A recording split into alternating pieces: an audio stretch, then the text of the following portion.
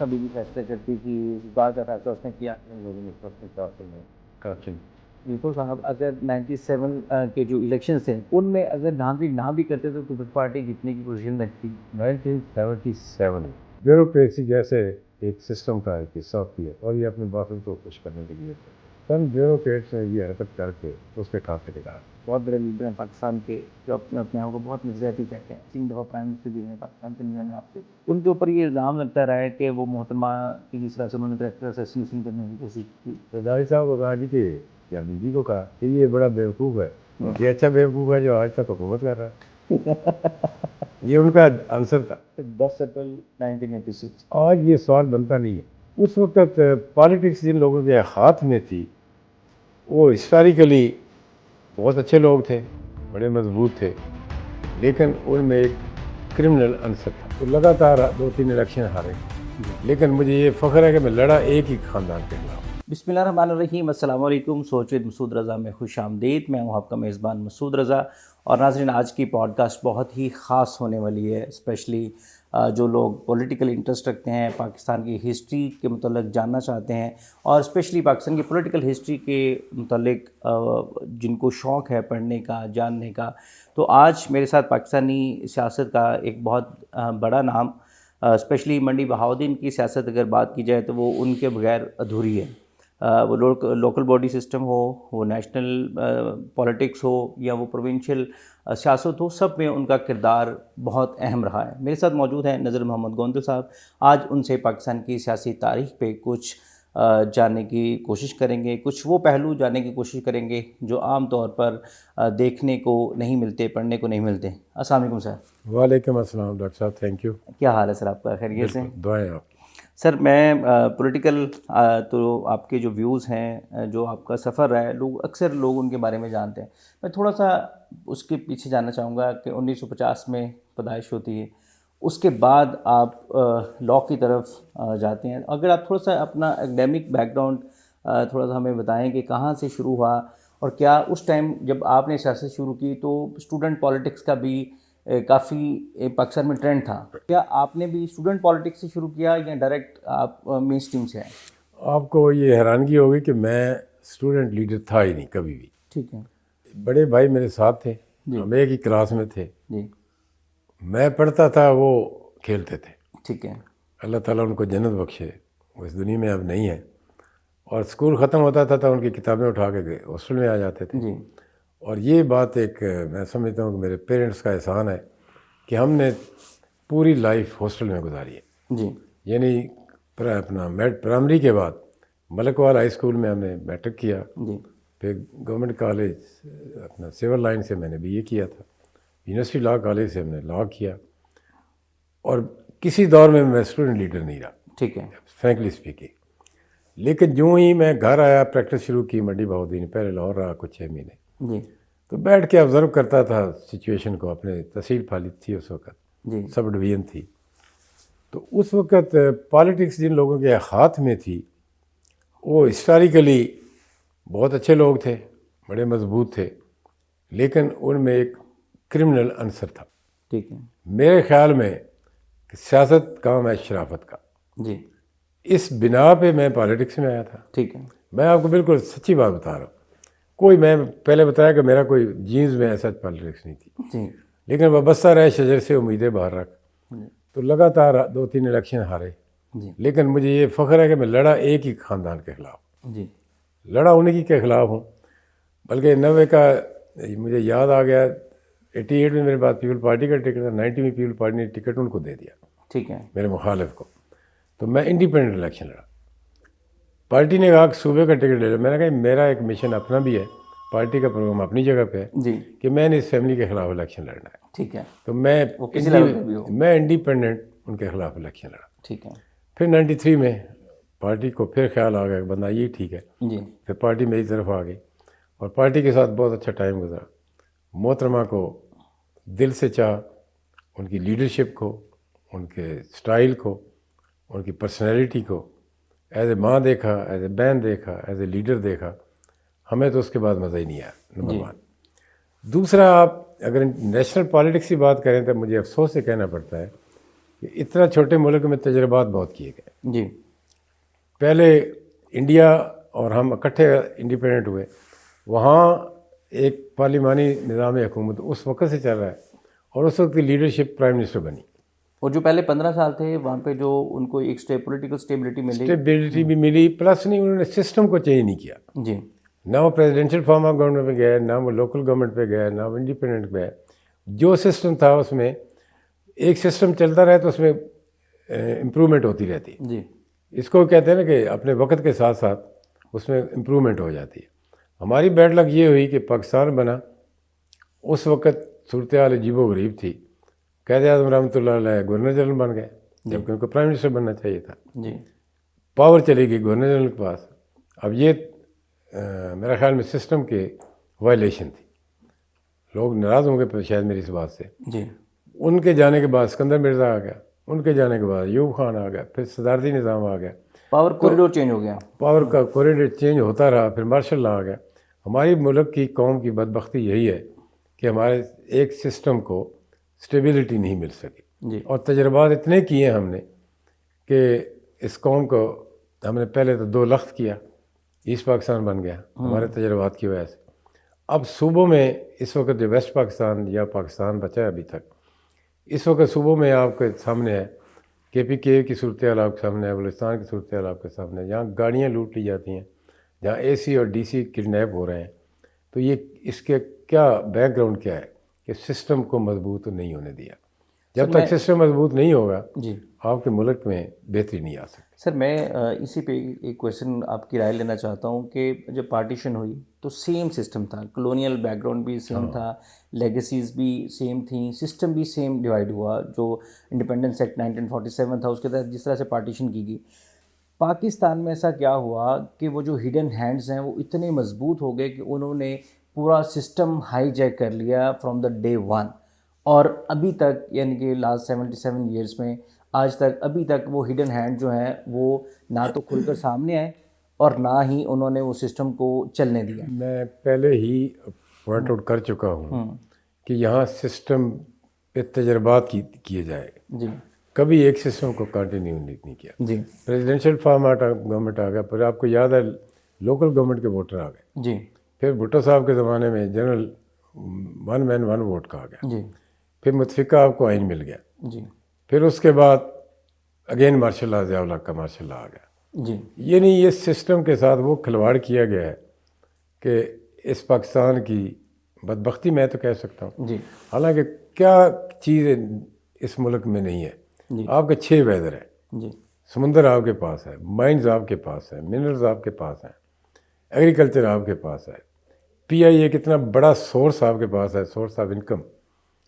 اور یہ وہ PIA جو ایک جہاز سے شروع کی 100 طیارہ چھوڑ کے نور خان کے زمانے میں گئے تھے. جی اور آپ کے علم میں ہوگا کہ دنیا میں جہاں جہاں PIA کے دفتر ہیں وہ PIA کی ملکیت ہے, گورنمنٹ کی ملکیت نہیں ہے. جی اس کارپوریشن کی ملکیت ہے.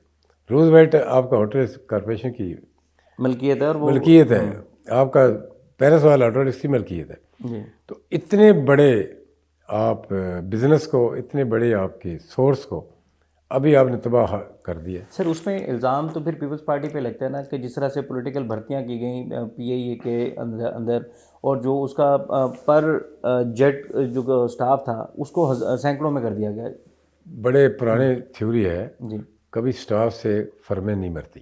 جی اگر آپ نے بندے زیادہ بھرتی کیے ہیں نا تو آپ 4 جہاز اور لے کر پورے ہو سکتے ہیں. ہاں ڈاکٹر صاحب یہ کوئی ایشو نہیں ہے, یہ ایک پراپیگنڈا ہے ٹھیک ہے. پیپل پارٹی کے خلاف. پیپل پارٹی کا ایک اپنا منشور تھا, کوئی جاب دیتی تھی, جی وہ امپلائمنٹ کرتی تھی. لیکن اس کا حال یہ ہے کہ اگر آپ نے امپلائمنٹ کی ہے, آپ کی آبادی بڑی ہے, جی آپ کے بیرون ملک لوگ پیسنجر بڑا ہے, اگر 100 جہاز آپ 150 کر دیں. پرائیویٹ جو ایئر لائنز آئیں گی, پرائیویٹ ایئر لائنز پیسے کما رہی ہیں, کیوں نہیں؟ یہ وہی PIA اس کو کہتے تھے, یہ جو مدر ہے تمام ایئر لائنس کی. یہ ایمریٹس آج پوری دنیا پہ راج کر رہی ہے. اس کی وہ اسی ہماری PIA کا بچہ ہے وہ. جی تو کہنے کا مقصد یہ ہے کہ اس ملک کے ساتھ کھلواڑ کیا جا رہا ہے, پہلے بھی اور اب بھی کوئی بہتری نظر نہیں آ رہی. میں نے پوائنٹ آؤٹ کیا تھا شاہ صاحب کو جی کہ آپ میٹرو کو سبسڈی دے رہے ہیں, جی اس میں 50 روپے کا آپ نے کرایہ رکھا, کیا وہ سسٹینیبل ہے؟ نہیں, اس کا بزنس ماڈل آپ 4 جہاز PIA کو نئے لے کر دے دیں, روٹس اوپن کریں, یہی جہاز آپ کا 200 جہاز ہو جائے گا. اور لوگ پیسنجر اتنے پریشان ہیں, 6 گھنٹے دعا میں کھڑے کرتے ہیں, 8 گھنٹے دبئی میں کھڑا کر دیتے ہیں. پیسنجر بھی ذلیل ہو رہے ہیں, ہماری سورس بھی ضائع ہو رہا ہے, ہماری انکم بھی ضائع, زر مبادلہ ضائع ہو رہا ہے. سر پوری دنیا میں نا ایئرپورٹس کے اوپر پی آئی کے پاس ایسی پارکنگ لاٹس ہیں جو اس ٹائم پہ پی آئی نے لی لی جب ان کے پاس تھیں, اور آج وہ خالی پڑی ہیں پوری دنیا کے ایئرپورٹس جہاں جہاں ہیں. تو اگر سر پالیسی تھوڑی سی ریسٹرکچرنگ ہو جائے تو بہت اچھا کام کیا جا سکتا ہے. سر میں کوئکلی آگے بڑھنا چاہوں گا کہ اگر سر آپ نے پیپلز پارٹی آپ کا اوڑھنا بھی چھوڑنا رہی تقریباً 30-40 سال, اگر میں آپ سے ایک غلطی پوچھنا چاہوں بھٹو صاحب کی, جس طرح کوثر نیازی صاحب کی اگر کتاب کا اگر ہم ذکر کریں تو وہ کہتے ہیں جی کہ بھٹو صاحب اگر 97 کے جو الیکشنز تھے ان میں اگر دھاندلی نہ بھی کرتے تو پیپلز پارٹی جتنے کی پوزیشن میں تھی, لیکن وہ جو رگنگ کی گئی, مینوپولیٹنگ کی گئی, پولیٹیکل انجینئرنگ کی گئی, اس نے پولیٹیکل سسٹم کی بنیاد جو تھی وہ ہلائی, جس کی وجہ سے بھٹو صاحب کو رخصت ہونا پڑا. Is it true sir? جی کرٹیسائز کرنا ہو نا تو یہ ایک اچھا پوائنٹ ہے آپ کا. جی. لیکن 1977 میں بیوروکریسی جیسے ایک سسٹم کا ایک حصہ ہوتی ہے, جی اور یہ اپنے باسز کو خوش کرنے کے لیے حرکت کرتی ہے. جی نہ بھٹو صاحب کی کوئی پالیسی تھی ریگنگ کی, نہ کوئی پلان تھا. چند بیوروکریٹس نے یہ حرکت کر کے اس کے کھاتے میں ڈال دی, جو کہ غلط ہوا. لیکن اس سے غلطی کا اس شخص نے کیا کیا, ایجیٹیشن ہوئی, سب کچھ ہوا. الٹیمیٹ اگر آپ کو یاد نہیں ہے تو میں یاد دلا دیتا ہوں, پی این اے اور بھٹو صاحب کا اتفاق ہو گیا تھا جی ری الیکشن میں, کہ چلے جاتے ہیں ری الیکشن کے لیے, mid term election. Mid term کے.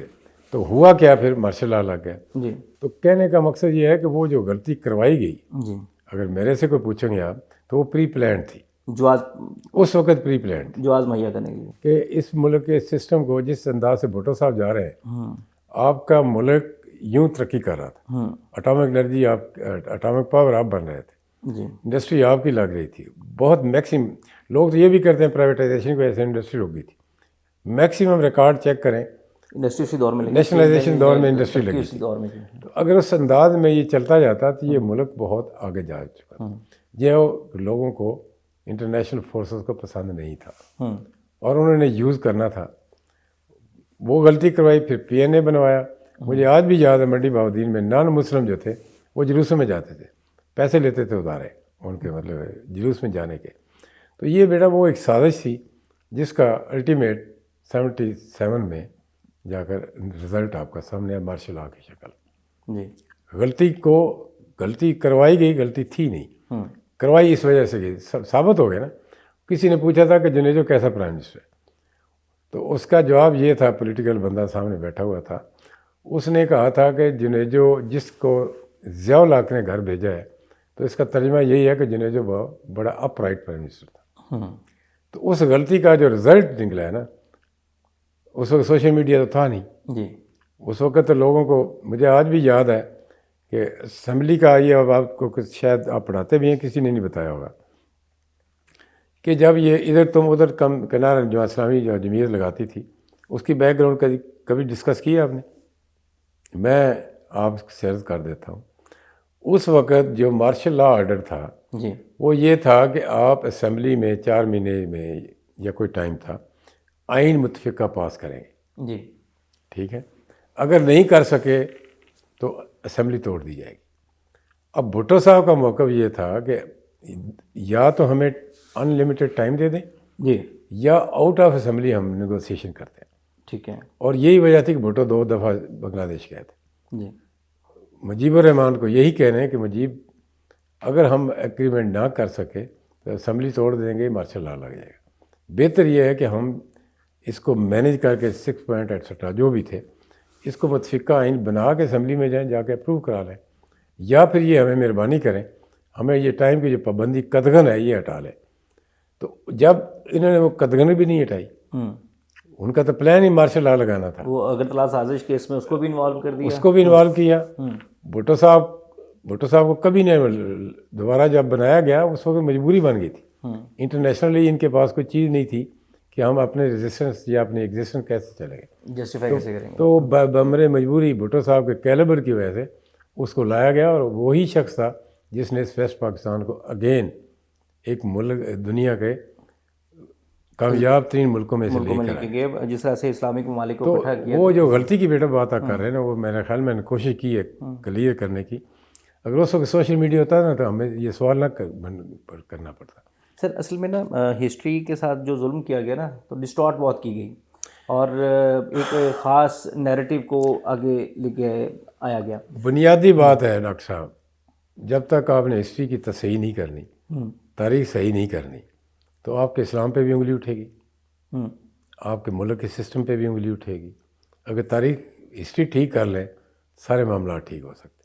اس ملک میں ہسٹری اپنی مرضی سے بنائی گئی، ہر دور میں ہر دور میں اپنی ہسٹری لکھوائی. آفٹر ہولی پرافٹ یہی چلتا ہے، آج تک یہی چل رہا ہے. تو لہٰذا بھٹو صاحب کے بارے میں آپ کو میرے خیال میں نے کوشش کی ہے کہ یہ ان کی غلطی نہیں تھی. سر یہ جو الزام لگایا جاتا ہے کہ ادھر تم ادھر ہم، اس میں کتنی صداقت ہے؟ میں نے میرا خیال ہے کوشش کی ہے آپ کو کلیئر کرنے کی کہ جب انہوں نے کہا کہ نہیں آپ اسمبلی میں جائیں، ٹائم لیمٹ بھی ہم ریلیکس نہیں کرتے، تو اس نے کہا کہ ادھر وہ ہے ادھر میں ہوں. ہمیں یا تو یہ مائنس کر دی گئی نا، لوگوں کو پتہ ہی نہیں چلنے دیا کہ ریزن کیا تھی اس کے کہنے کی. جماعت اسلامی تو آپ کو پتہ اس کا پرسیپشن جو بھی ہے، اس نے تو مٹھائیاں تقسیم کی تھی نا. تو مٹھائی وہ تقسیم کرتے ہیں کہ ملک بچ گیا، مارشل لا لگتا ہے. پیپل پارٹی نے نہیں تقسیم کی تھی. تو اس کا مطلب ہے ادھر تم ادھر ہم کا نعرہ ہم نے نہیں لگایا تھا، وہ جماعت اسلامی نے کہا تھا ملک بچ گیا. اس کا بیک گراؤنڈ یہ تھی، شاید وہ کسی عام آدمی کو نہیں پتہ، مجھے بھی پتہ ہے، پیپل پارٹی والے کئی لوگوں کو نہیں پتہ. وجہ یہ تھی کہ یہ دو باتوں پہ یا متفقہ آئین کے لیے ہمیں ٹائم کی قدم روک لیں یا ہم باہر بیٹھ کے کریں گے، کیونکہ اس وقت سنگل پارٹی امینڈمنٹ تو نہیں کر سکتی، نہ ہی پاس کر سکتی. بالکل 2/3 میجارٹی سے پاس کرنا تھا. تو وہ اگر ان کا آپس میں دونوں لیڈرشپ کا اتفاق نہیں ہوتا تو اسمبلی تو بہانہ بنا ہوا تھا پہلے. لو جی ہم نے تو کوشش کی کہ سیاستدانوں کا الیکشن بھی کروایا، ان کو حکومتیں بھی دی، یہ تو متفق نہیں ہو سکے، لہٰذا مارشل لا کنٹینیو کرے. یہ بیک گراؤنڈ اس کی یہ تھی. سر 10 اپریل 1986 جب بینظیر ایگزائل کے بعد واپس آتی ہیں پاکستان میں، ہم نے جو سنا ہے کہ وہ پاکستان کی تاریخ کا سب سے بڑا ویلکم تھا. کیا آپ نے وہ وٹنس کیا؟ میں بالکل وٹنس کیا. ہم ایئرپورٹ پہ گئے تھے اور بی بی کے روٹ کے ساتھ رہے. اس میں کوئی دوسری رائے نہیں ہے کہ اس سے بڑا آج تک ریسیپشن نہیں مل ہی کسی کو. کتنے امام تھے، کہاں سے کہاں تھے؟ یار کاؤنٹ ہی نہیں کر سکتے. ایئرپورٹ سے لے کے مینار پاکستان تک لوگ تھے اور پیدل چل رہے تھے، اور کوئی ان کو کیری کسی نے نہیں کیا. اور سارے لوگ خود آئے، سندھ سے بھی آئے، بلوچستان سے بھی آئے، پختونخوا سے بھی آئے، کشمیر سے بھی گئے، جی بی سے بھی گئے، لوگ سارے پیدل گئے تھے. سر مارشل لا کا دور تھا اور پریس پہ تقریباً پابندی تھی کمپلیٹ، سوشل میڈیا تھا نہیں. عوام نے اتنی بڑی تعداد میں لوگوں نے نکل کے ایک پریشر کے اندر ان کو ویلکم کیا. لیکن اس کے بعد جب 1988 کے الیکشن ہوتے ہیں تو وہ جو گورنمنٹ بنتی ہے وہ 2 سال بھی نہیں چل پائی. آپ کو کیا لگتا ہے کہ کیا اس ٹائم جو بینظیر کا نیریٹو تھا وہ ٹھیک تھا یا کمپرومائز تھا؟ بات پھر اگین وہی آتی ہے. 88 کا الیکشن ہوا، پیپل پارٹی کا ایک گروپ یہ تھا، کہتے تھے کہ ہمیں گورنمنٹ نہیں لینی چاہیے. ایک گروپ ایسا تھا جو کہتے تھے کہ گورنمنٹ لینی چاہیے. اور آپ کو میں یاد دلا دوں کہ صوبے میں میجارٹی پیپل پارٹی کے پاس تھی. 35 بندے انڈیپینڈنٹ توڑ کے نون لیگ میں سازش شروع ہو گئی نا. اب کہا جی اگر گورنمنٹ آپ نے لینی ہے تو پھر یعقوب خان جو ہے وہ ہمارا وزیر خارجہ ہوگا. لیکن 2 چیزوں پہ ڈبیٹ ہوئی کہ لینی چاہیے نہیں لینی چاہیے. اس وقت اس چیز نے پریویل کیا کہ اگر اب گورنمنٹ میں آ جاتے ہیں، لگلی ہے لنگڑی ہے جو بھی ہے، لوگوں کی ایک ہوپ جو ہے نا دوبارہ کہ پیپل پارٹی اس ملک کی جماعت ہے اور یہ گورنمنٹ بنا سکتی ہے، پھر یہ لوگ فریش ہو جائیں گے اور اگلے 2-3 سال ریسٹ کر لیں گے تو اگلے الیکشن کے لیے تیار ہو جائیں گے. اور یہ آپ نے دیکھا ہوگا کہ وہ 3 سالوں میں کچھ زیادہ ڈیلیور نہیں کر سکے، لیکن پیپل پارٹی نے اس کے باوجود بھی امپلائمنٹ دی لوگوں کو. فیڈرل گورنمنٹ میں صوبے میں لڑائی لڑی. اس وقت نواز شریف ریسیو نہیں کرتا تھا پرائم منسٹر کو. تو شروع تو اسی دن سے ہو گئی تھی نا. لیکن پیپل پارٹی نے گورنمنٹ لے کے پیپل پارٹی نے اپنی جو جماعت تھی اس کو ایک نئی روح پھونکی، ایک نئی ہوپ دی. اور یہی وجہ ہے کہ 2013 تک پاکستان پیپل پارٹی اس ملک کی سب سے بڑی جماعت رہی ہے چاروں صوبوں، کشمیر، گلگت بلتستان. تو یہ فیصلے لیڈرشپ کرتی جو ہے نا، اس وقت تک ہماری وہاں تک ہماری تو اپروچ نہیں ہوتی. اس وقت تک گورنمنٹ نہ لیتی.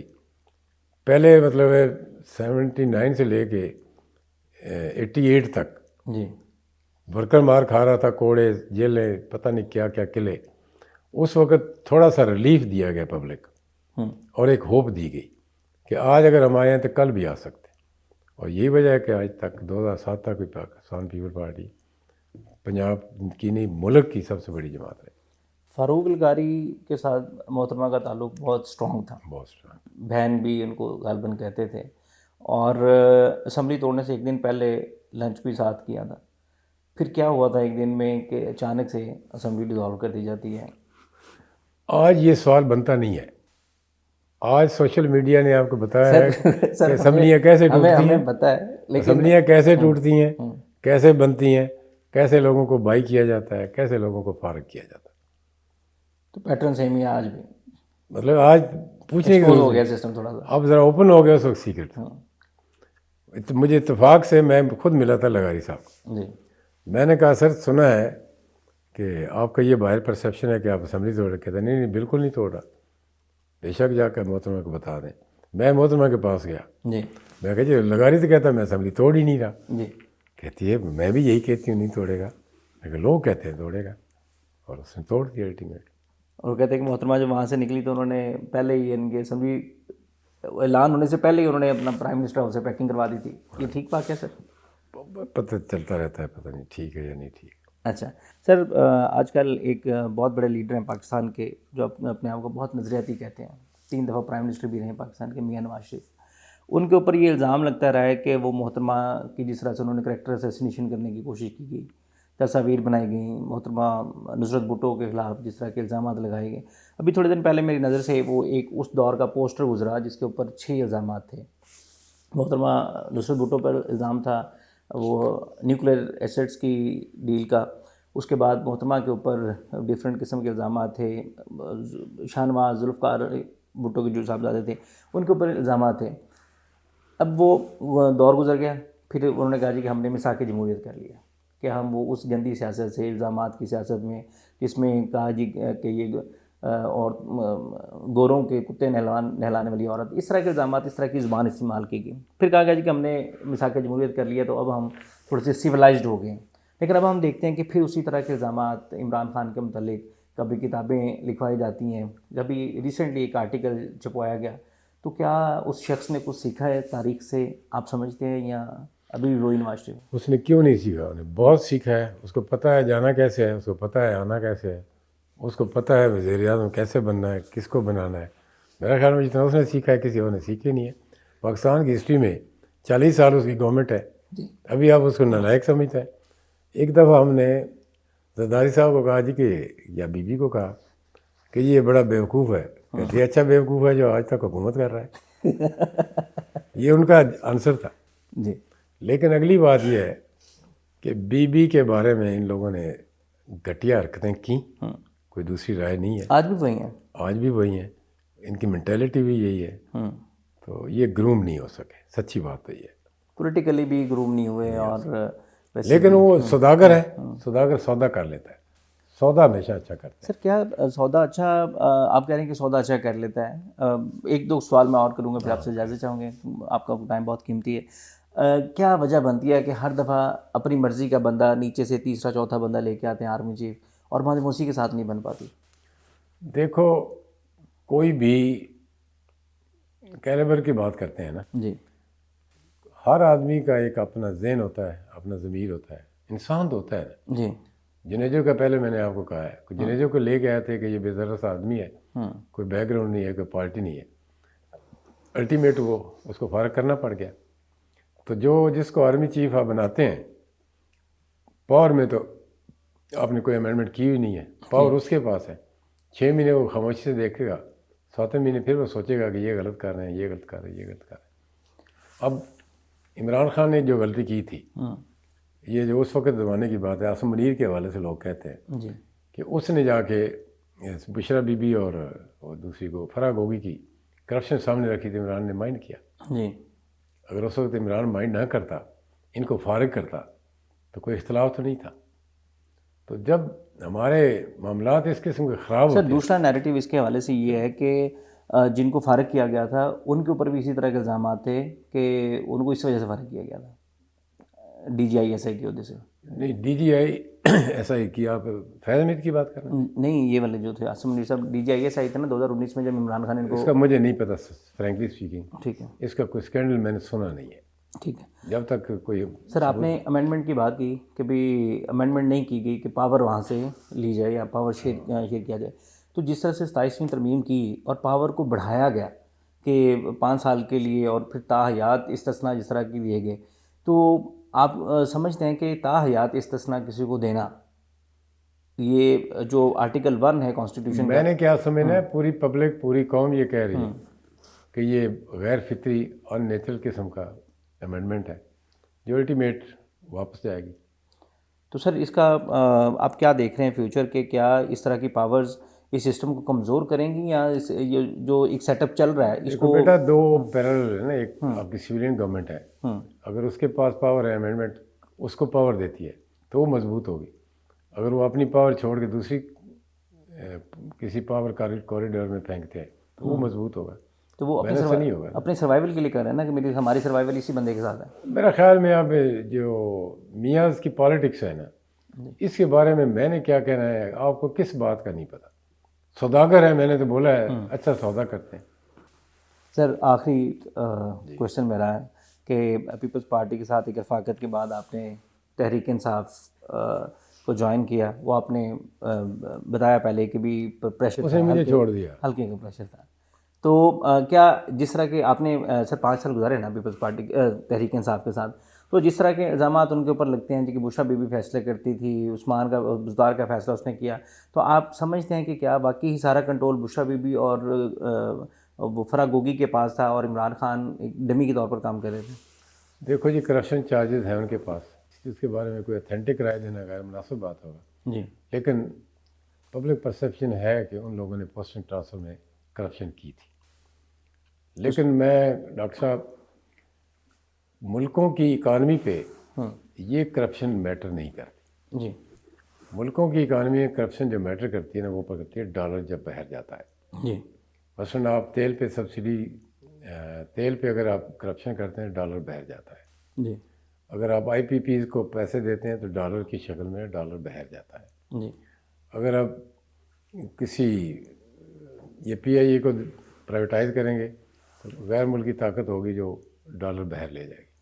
تو ایشو صرف یہ ہے کہ جب تک آپ کے ملک میں اکانومی اپنا رول ادا کرتی رہے تو یہ چھوٹی موٹی چیزیں دنیا کے ہر حصے میں یہ آپ کی ملک کی جو اکانومی ہے نا، یس بیڈ گورننس کو مناسب بات نہیں ہے، میں اس کو اپریشیٹ نہیں کر رہا، لیکن یہ ملک کی اکانومی جو ہے نا وہ اور چیزوں کی وجہ سے جاتی ہے. 9 مئی کے بعد اسپیشلی جو پولیٹیکل ایلیٹ تھی، الیکٹیبلز تھے تحریک انصاف سے، آہستہ آہستہ سے انہوں نے پیچھے ہٹ گئے. آپ نے بھی غالباً پارٹی چھوڑ دی. اس کے بعد پارٹی چلی گئی وکلا کے ہاتھ میں. بہت سارے وکلا پارٹی کو کنٹرول کر رہے ہیں اور نان پولیٹیکل انٹیٹیز ہیں جن کا ہسٹوریکل بیک گراؤنڈ نہیں ہے سیاست میں. تو کیا ایک پرسیپشن یہ ہے کہ عمران خان کو جتنا نقصان پہنچ رہا ہے یا عمران خان کے باہر آنے کے مواقع دن بدن جو کم ہوتے جا رہے ہیں وہ موجودہ لیڈرشپ کی وجہ سے ہے؟ اس کے ساتھ سر ایک ضمنی کویشچن یہ کہ اگر حالات بہتر ہوتے ہیں، حالات پلٹا کھاتے ہیں، تو کیا نذر محمد گوندل تحریک انصاف میں واپس آ سکتے ہیں؟ جس طرح سے اب ہم دیکھتے ہیں کہ بہت سارے جو الیکٹیبلز تھے جو پہلے پارٹی کے حصہ تھے، اب آہستہ آہستہ وہ ہمدردیاں تحریک انصاف کے ساتھ بڑھ رہی ہیں. نذر محمد گوندل ویٹ اینڈ سی کے لیے بیٹھا ہوا ہے. جی کیونکہ اس ملک کی حالات مہینوں میں نہیں بدلتے، گھنٹوں میں چینج ہوتے ہیں. جی پتہ نہیں کیا ہونے والا ہے، کیا ہونا ہے. اس لیے نذر گوندل غلطی اب نہیں کرے گا، کوئی بھی جلد بازی سے کام لے. جی اور انشاءاللہ تعالیٰ پالیٹکس کریں گے، کوشش کریں گے کہ بہتر انداز میں پالیٹکس کریں. جی فیصلہ اس وقت کریں گے جب کوئی صورتحال تبدیل ہوگی. سر اس سے پہلے جو بھی کہنا ہے وہ غیر مناسب ہوگا. موجودہ لیڈرشپ پہ اگر آپ موجودہ لیڈرشپ سے کیا مراد ہے؟ جو تحریک انصاف کی موجودہ لیڈرشپ ہے، جو وکلا برادری ہے، تو کیا وہ ڈیمیج کر رہے ہیں پولیٹیکل کاز ہے پارٹی کا، یا انہوں نے سنبھالا؟ تاریخ جو ہے نا، تاریخ جی اگر اس کو آپ سامنے رکھیں نا، جب تک لیڈرشپ ان پاپولر نہیں ہوتی پارٹی کا نقصان نہیں ہوتا. جی محترمہ ان پاپولر نہیں ہوئی، کتنی سازشیں ہوئی. بھٹو انپاپولر نہیں ہوا، کتنی سازشیں، اس کو ہینگ کر دیا گیا، جی بی بی کو ساتھ ساتھ جیل بھیج دیا گیا، بی بی کو ایگزائل کر دیا گیا، لیکن پبلک میں پاپولر تھی، ساری سازشیں فیل ہو گئیں۔ جب تک لیڈرشپ پاپولر ہے اس کا کوئی نہیں، سازشوں سے وہ بگڑتا نہیں ہے۔ یہ آپ اس پہ غور کر لینا میری بات پہ، اور میرے خیال میں اس سے بڑی اور کوئی بات آپ کو نظر نہیں آئے گی۔ عمران خان کو وزیر اعظم دیکھ رہے ہیں سر؟ وقت بتائے گا۔ نذیر محمد گوندل کیا دیکھ رہے ہیں؟ میں کہہ رہا ہوں کہ جب تک لیڈرشپ ان پاپولر نہیں ہوتی اس کی ریزسٹنس کو آپ یا ایگزسٹنس کو آپ رول آؤٹ نہیں کر سکتے۔ سر بہت شکریہ، آپ نے قیمتی ٹائم ہمیں دیا۔ ناظرین، جس طرح سے آپ نے دیکھا کہ جو ویٹرن پولیٹیشین ہے نذیر محمد گوندل صاحب، انہوں نے جو ہسٹوریکل کچھ میرے کویشچنز تھے ان کو بڑا خوبصورت انداز میں ایڈریس کیا۔ آج کی پوڈ کاسٹ سے اجازت دیجیے، پھر حاضر ہوں گے ایک نئی ایپیسوڈ کے ساتھ، تب تک کے لیے اللہ نے